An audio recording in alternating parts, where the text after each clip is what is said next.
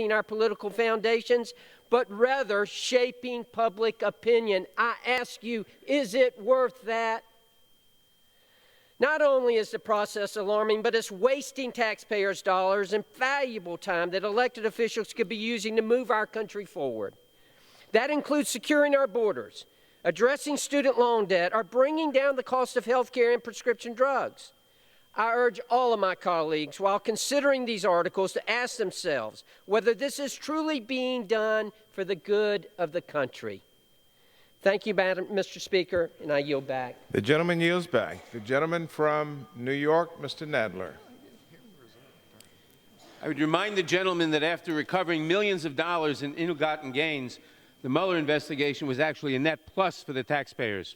I now recognize the gentleman from Colorado, Mr. Neguse, for 2 minutes. The gentleman from Colorado is recognized. Thank you, Mr. Speaker, and I want to thank Chairman Nadler and Speaker Pelosi for their leadership and their moral courage. Today, the House of Representatives is debating whether to take the rare step of voting to impeach a president for only the third time in our country's history. Unfortunately, President Trump has left us no choice. The fact of the matter is that the president abused the power of his office and invited a foreign country to interfere in our elections. In so doing, he undermined the sanctity of the free and fair elections upon which our republic rests.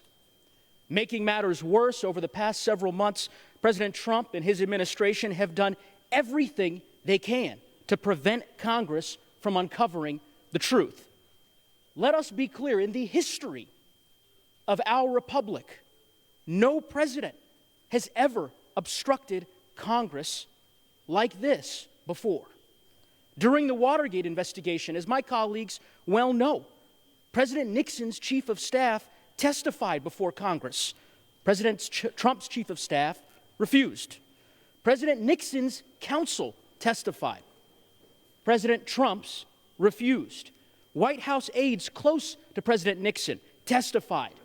President Trump refused to allow any aide who may have knowledge relevant to this investigation to testify. Simply put, his administration has engaged in a wholesale obstruction of Congress, and that is exactly why we're considering not just one, but 2 articles of impeachment before the House today. Every member of this body has a responsibility